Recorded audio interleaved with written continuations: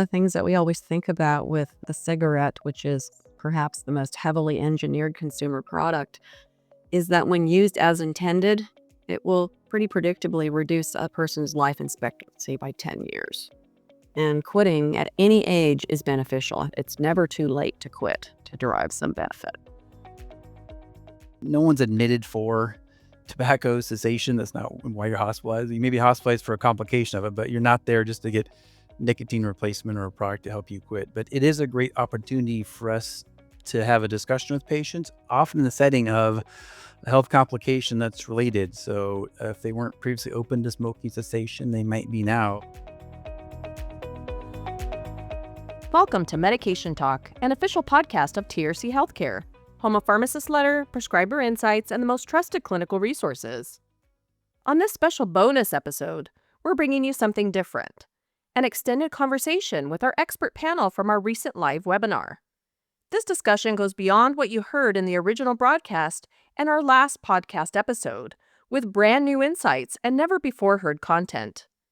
If your patients are making New Year's resolutions to quit smoking or vaping, this episode is packed with tips to help you guide them toward success.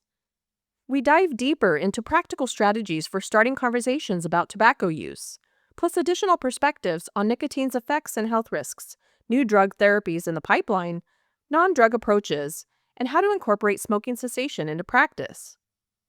And just so you know, this bonus episode does not include continuing education credit. We wanted to share these extra insights because they're too good to keep to ourselves.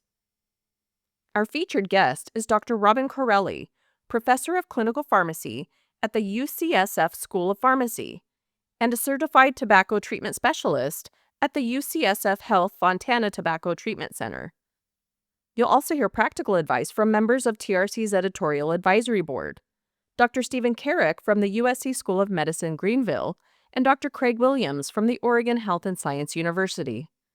Now, let's join TRC editors, Dr. Stephen Small and Sarah Clockers, and start our discussion. So, Robin, can you start us off with what are the effects of nicotine and why is it so hard to quit? This is a great question. We're talking about nicotine, which is one of the most addictive substances on the planet. It's essentially right up there with crack cocaine, heroin, opiates. And why is it?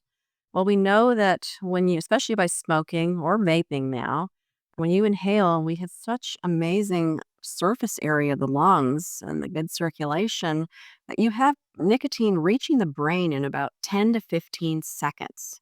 Now, that's about 5 heartbeats. And what it does, so it's rapid absorption. It binds to the nicotinic acetylcholine receptors in the brain, and it stimulates the release of a multitude of neurotransmitters, probably the most important of which is dopamine. And people are probably familiar with that it's the feel-good neurotransmitter. That it stimulates feeling, induces symptoms of pleasure, and it's very reinforcing. But there are other, norepinephrine, serotonin, acetylcholine, glutamate, endorphins, and all of these together, the whole constellation of these, but in particular dopamine, causes a stimulating effect. It's also very rewarding. So you have this really scary combination that leads to addiction. But other things that maybe to take a little bit more, that there's, receptor upregulation, that if you constantly are exposing the brain to nicotine, well, the brain responds by increasing the number of nicotinic receptors to compensate for that. So what ends up happening is people actually need more nicotine to get the same effect, meaning that they become tolerant. So you have all of this with a drug that has a very short half-life, 2 hours approximately.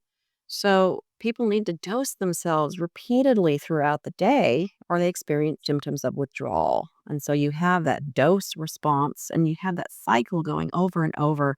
So it's really, really challenging to quit. It is not a bad habit. It is an addiction. Thank you. And can you briefly review other health risks of tobacco use? We know that the health risk of nicotine when it's delivered, because up until the nicotine pouches, we don't really deliver nicotine by itself. When it's with tobacco, you're getting about 8,000 different chemicals. Many of these are known carcinogens. So while nicotine, by and large, for most people is not the harmful component of tobacco, it's the hook that keeps people addicted. So I would say that, but we think about things, of course, obviously cancer, cardiovascular disease, respiratory disease, other chronic conditions, osteoporosis, infertility. I mean, the list goes on and on. There's really almost not an organ system that isn't affected by tobacco use here, and particularly tobacco smoke. Yeah, I mean, in summary, something I teach our residents is that, getting someone to cease tobacco use is probably the most life-altering thing they can do, is the thing that's gonna help them live a longer, happier, healthier life. But it's challenging, it's very challenging.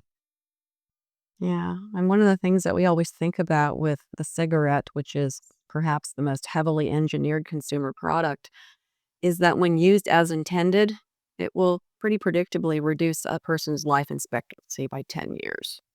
And quitting at any age is beneficial. It's never too late to quit to derive some benefit. Excellent conversation. I did want to talk a little bit about starting the conversations. Stephen, if you want to start us off with, how do you ask your patients about tobacco use? In our primary care clinic, I think almost at every visit, our patients are screened for tobacco use. I think our health system has the metric we want to do it at least once annually, but I honestly think that with our current workflows, they're probably asked, every patient is asked at probably every visit. And that sort of just serves as an opportunity, I think, to continue to reinforce just the importance of addressing this with patients, reminding providers that if they are continuing to smoke, just assessing where they may be at in their stages of change. But mainly when I sit them and talk with patients, on top of managing their maybe several comorbidities, I think it's always important to say, hey, how are things going with, if they are smoking, how are things going in terms of tobacco use? How are you feeling about it? Just getting their insight and understanding, how do they feel? I mean, some patients may be in the stage of resisting to quit, or maybe pre-contemplative and not desiring to. Some may be, after we've talked about heart disease and hypertension, like, I think that tobacco use could be contributing to some of these things. What are your thoughts? Like, do you know what, if you were to stop smoking, what that would look like, how that would feel to you? Really trying to engage the patient's perspective, understand their background. Somebody's even down the level, what cigarettes they smoke, what types of cigarettes they smoke, or how long they smoked, or even some of their, memories associated with tobacco use, just to understand the depth and degree of maybe their use maybe, and then try to build that therapeutic trust so that we continue to counsel that hopefully over time we're able to reframe the conversation, hopefully motivate them to begin the process of acknowledging they would like to stop smoking, and hopefully go down the pathway to reducing tobacco use and eventually hopefully quitting tobacco use.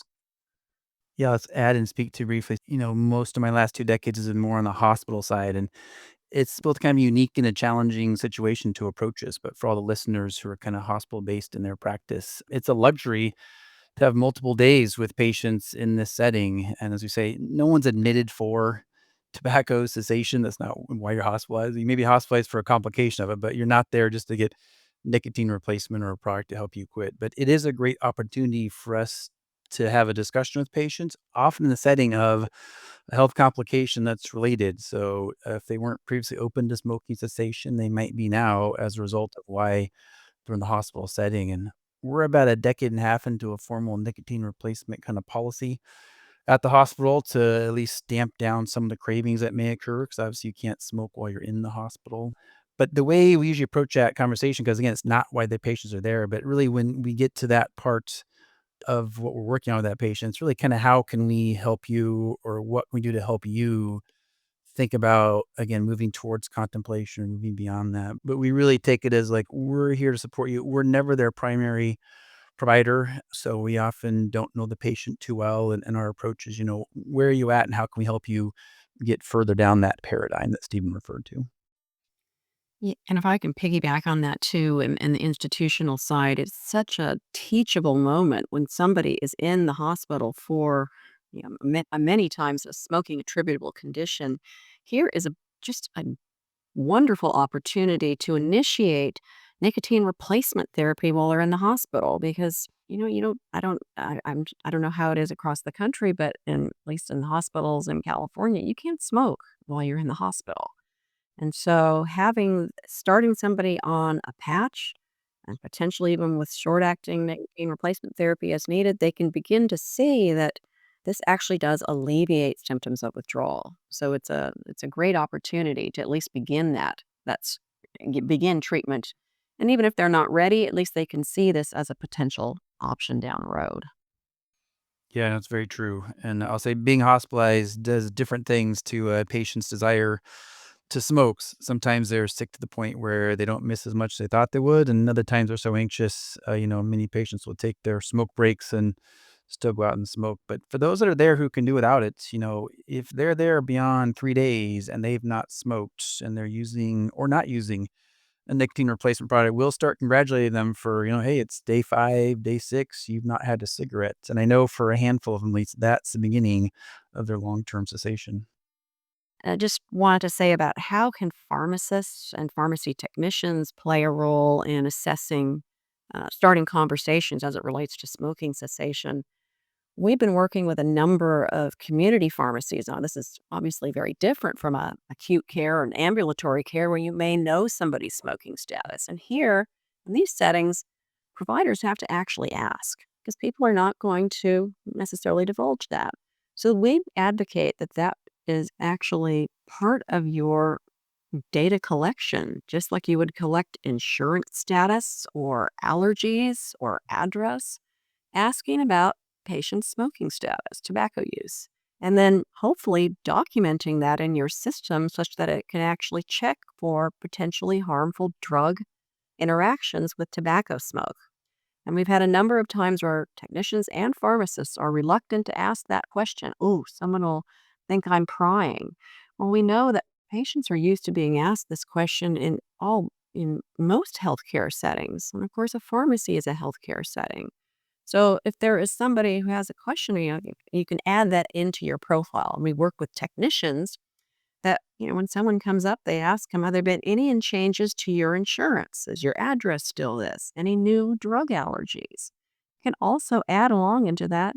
And do you smoke or use any form of nicotine, including vaping? And and be able to ask that question. Now, most people answer that question. They're used to answering it. And if a patient were to have, why are you asking me that? Well, it's important for us to screen that to safely dispense your prescriptions because tobacco smoke actually has potentially harmful drug interactions with some prescription medicines. And of course, that is well received by patients and they want to know about that. So that is something that is different in that practice setting, but we know in working with huge numbers of pharmacy teams, it can be implemented. You just have to get started and incorporate it as part of your practice. Excellent points. And just wanted to bring us back to the stages of change. I think you guys each mentioned this and how do you approach patients at different stages of change? How does that conversation look? I think the language that you use is incredibly important in trying to partner with the patient and help them sort of navigate what changes they think are going to be best for them in their social situation in their environment. I mean, when they're pre-contemplative, I usually just reinforce, that I think this would be really great for you. Could you imagine what your life may be like if you weren't smoking? Like, how do you think that would feel? And they're contemplative, then we sort of really hop on, like, what does the plan look like to you? How do you think you're going to get there? When they're in that preparation stage, get all the tools, get everyone together, and then think what the resources they need, whether you need to get a partner, a family member, a friend engaged, and all that action plan on the action side, accountable, following up repeatedly to make sure they're sustainable and sustaining on that plan. And then once they're in that maintenance stage, really congratulating, highlighting them, highlighting the wins, highlighting the celebrating probably how they feel, presuming that, most cases that they're going to feel better. There's going to be something about their life that is improved for the better. And really what you want to show them is that that better state for them in that moment is way better than the state that they felt when they were smoking, and trying to continue to reinforce those changes as positive and beneficial for them. Ultimately, in all of these, the goal is to have the patient change their mind. They've got to do it themselves. And we're the coach, we're the help, we're the aid, we're the navigator. We can give them the tools, but they're the ones that are in the driver's seat.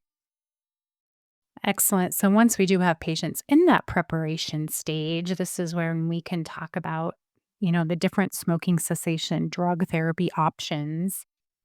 Steve, are there any audience questions we can answer for folks? Sure, let's see what we have here. One subscriber asked, do GLP-1 agonists have a role? Robin, can you guide us with what's kind of coming down the pipeline for us? Well, I would say there is a drug that is coming down the pipeline, and it's a drug called cytosine, also known as Tabex. This is actually the oldest smoking cessation medicine, an herbal. It's actually extracted from the golden rain tree. What that is, it's actually basically a varenicline light. Okay, it binds to the same receptors that varenicline does, but it's not as potent and it doesn't have the same binding affinity. So it's a weaker form, essentially, of varenicline. Now, cytosine has been available, as I said, for a long time. Problem was the way that drug was dosed. So there was a company, Achieve Life Sciences, that's based in the United States, that said, let's do some pharmacokinetics on this. This is a drug that has a 5-hour half-life. Why are we dosing this every 2 hours? Sure enough, similar to the discussion we had about Wellbutrin, they found that you could actually dose this at 3 milligrams 3 times a day. They have a new drug application under review with the FDA based on some very encouraging randomized controlled trials showing efficacy. There's a whole host of efficacy with cytosine for smoking cessation, as well as now they are actually have some encouraging results with vaping cessation. And now you may wonder, why is it cytosine? What's cytisinicline? Well, when a new drug company comes out with a new compound, they don't want to have the same name. So it's going to be cytisinicline. And the plan, last I heard about this, and I read their press releases all the time, is mid-2026. And how about GLP-1 agonists here? I feel like we're hearing so much about semaglutide and other examples in headlines right now. I mean, it's some interesting early literature on it. We all know lots of pressures to get GLP-1 for folks for lots of different things. But yeah, going back to Robin's nice discussion of the dopamine reward pathway and what's involved with the pleasures of smoking and then the addiction, there do appear, certainly anecdotally, to be some benefits from a GLP-1. So I'm not aware of anyone here starting them for that purpose. But as we're seeing with many of these medication for other therapies, maybe there's some spillover effect. So Robin may know the literature a bit more on it. No, I don't. And it's mostly anecdotal. And and I thought, Stephen, you probably in your practice are seeing that with patients that have diabetes that are maybe saying that. "Wow, I don't smoke as much. I don't drink as much." That's the anecdotes we're hearing. Yeah, again, that's something that on occasion I would say I definitely don't have hard data to support or refute those beliefs, but at least anecdotally, I'm feeling, people are, maybe some of the vices of life are, are less frequent when they're on these medications. So we'll wait for future data on that. Yes, excited to hear what happens next. Now over to you, Sarah. And now I want to spend a few minutes on some strategies you use to empower your patients. So, Stephen, what non drug advice or resources do you recommend to your patients? Yeah, great question. And a lot of it's individualizing to the patient. I think broadly speaking, I think resources that are available to people in the public, the 1-800-QUIT-NOW hotline. I mean, I pretty much give everyone a recommendation to call on that and see if they can get plugged in. Sometimes it may help with things like nicotine replacement therapy, connecting with a counselor, trying to connect them with behavioral health therapies. They're able to participate in sort of behavioral health strategies, cognitive behavioral therapy. Those are other ways to help manage maybe comorbid behavioral health issues, as well as maybe some of the sort of addictive components of this condition. The biggest challenge with a lot of patients face are just those overwhelming cravings that they have. And those are really, really hard to find strategies for patients to work through. Yes, we can use nicotine replacement therapy, and that helps get us a good bit of the way there. I just ask patients, like, what are things that you may consider doing?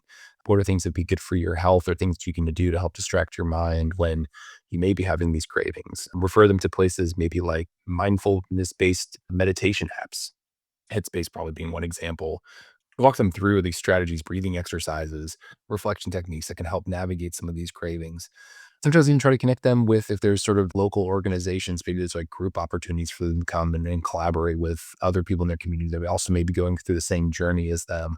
That we find trying to connect people together that are going through the same things like nicotine, trying to quit tobacco use. I mean, that definitely builds a sense of community that can help them navigate that together. They can share best practices, collaborate, maybe find healthy alternatives and activities they can do together to help with this journey together. Excellent. Robin or Craig, do you have anything else to add that you found helpful? I mean, one of the thing I'll add is just the context and environment in which patients are trying to quit. I think we've all learned is so important. So, lesson I learned a long time ago: if someone's trying to quit, but their spouse or partner's at home smoking, it's going to be extremely difficult. So, as Robin can probably speak to, couples or partners coming in to quit at the same time is wonderful, and anecdotally certainly increases the quit rate. But ask Jenny a bit more about the environment at home and where they're going to be trying to be successful can be very enlightening. And man, if you can get a 2-for-1 and two patients come in and, or if they weren't a patient, bring them in and let's talk to your partner as well about the options. As we said, there's just quitting cold turkey works for some people, and just using over-the-counter nicotine products works for some people. But engaging with the partners and the home environment to try to help that patient be successful are extremely important. Yeah, I agree with that, Craig. Try to get both people into the visit. If it's a couple, husband, wife, spouse, significant other, whatever it may be, whatever their support system, their close support system is, whether they're smoking or not smoking, they're so impactful in this journey for patients as well. Yeah, adult, child, and the parents. Yeah, whatever combination kind of needs to come in. But yeah. Yeah. I think the other thing too is that, with busy providers, anything that they can do to start the process, provide even, some brief counseling and referring the patients to other sources that are freely available to everyone in the United States, which is the 1-800 Quit Now, the quit lines, that are staffed by, master's levels and above trained individuals. And that's what they do, all evidence based. They have programs, not only telephone. There's a lot of the young adults and don't want to do telephones. They would rather text. They're text programs as well. So you can start that process, just initiate the process. Ask, advise, provide some brief counseling, and refer them to others for more in-depth counseling, which again, that's such a huge non-drug component. That's great. And any other tips on how do you incorporate, ongoing support into your busy days? Yeah, as I alluded to earlier, this is probably the most important lifestyle change and the number one preventable cause of disease and death in this country. So definitely making it a priority is also really important. I know that we oftentimes will sometimes I think lose sight of that. I think we've had so many patients that we failed to get to quit smoking or have relapsed. And that's just that again, this is a condition, it's a disease, this is the nature of that. And I think we just have to be persistent and consistent with the language, especially within the culture of the clinic that we work in, making sure that, hey, if nurses are screening, offer education, whoever's interacting with the patient and discussing tobacco use, if they're in that pre-contemplative stage, continue to provide education and offer support and help if they need it. I mean, that's part of it. That's the biggest thing. I think it just requires multiple touch points, persistence, frequent ongoing conversations, trying to be patient with the patients, meet them where they're at. Even things like signage across the clinics, in the exam rooms, on the TV screens, in the waiting room, like all of those are perfect touch points just to continue to just bring home the message that if you can quit, you can do so much to help with your overall health and well-being. And we have the tools and resources to do it. And we have one last audience question from a pharmacist. Robin, can you answer this one? What advice do you have for me if I want to start providing smoking cessation services at my pharmacy? Where do I start? Okay, yeah. Oh, that's a great one. Well, first off, this is a national audience, so you really need to be aware of what your state's scope of practice is. I think we have a total of 19 states now where pharmacists are allowed to prescribe and furnish prescription forms of nicotine replacement therapy, and a smaller number of those can actually prescribe varenicline or bupropion under statewide protocols. So I think that's the first thing, is to find out, what is your scope of practice. That'll tell you what your formulary is in terms of your practice. But certainly all pharmacists can prescribe over-the-counter nicotine replacement therapy, which when used in combination is a first-line treatment, and you have ready access to that and knowledge about that. But if you don't, pharmacists need to get trained. You need to bone up on this, and it's about how to counsel, including not only the medications, but also some of these behavioral counseling. I'm a huge believer in that ask, advise, refer.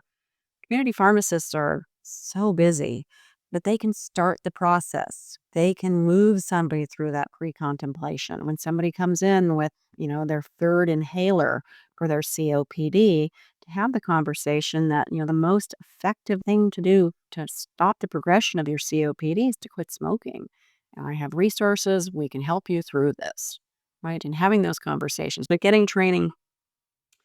I'll give a shameless plug for the RX for Change curriculum, which is posted, it's hosted on the UCSF website, but that is a free resource that has a suite of resources for community pharmacists to implement, including protocols, procedures, how to dose the medicine, some background. So that's another one. The American Pharmacists Association has resources. Certainly, the Pharmacist Letter has amazing resources. The CDC Tips from Former Smokers campaign is another one that I like to recommend. But that's, getting the training, which includes your staff. The RX for Change actually has a training for technicians that has CE. We have CE for pharmacists as well for this. So these are options to get your confidence up. But really getting your team in line, how do you build it? How are you going to do this? Who's going to be asking? That's why the technicians, honestly, I say they are the secret sauce in this in community pharmacy because they're on the front line. They need to be the ones that are asking. They're interfacing. So implementing the procedure, how you're going to document this. Are you going to use paper forms? Does your EMR support that? Have the products in stock, have adequate for NRT in your stock.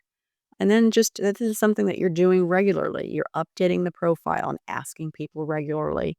And the behavioral counseling you can refer for. So I think that's really key as far as building your infrastructure in a nutshell. We hope you enjoyed and gained practical insights from listening to this discussion. Now that you've listened, you can log into your Pharmacist Letter, Pharmacy Technician's Letter, or Prescriber Insights account and access and print out additional materials on this topic, like charts and other quick reference tools. We've linked directly to a few relevant ones right in the show notes. If you're not yet a Pharmacist Letter, Pharmacy Technician's Letter, or Prescriber Insights subscriber, now's the time. Sign up today to stay ahead with trusted, unbiased insights and continuing education. And as a listener, you can save 10% on a new or upgraded subscription with code MT1026 at checkout. Be sure to follow or subscribe, rate, and review this show in your favorite podcast app. Or find the show on YouTube by searching for TRC Healthcare or clicking the link in the show notes. You can also reach out to provide feedback or make suggestions by emailing us at contactus@trchealthcare.com. Thanks for listening to Medication Talk.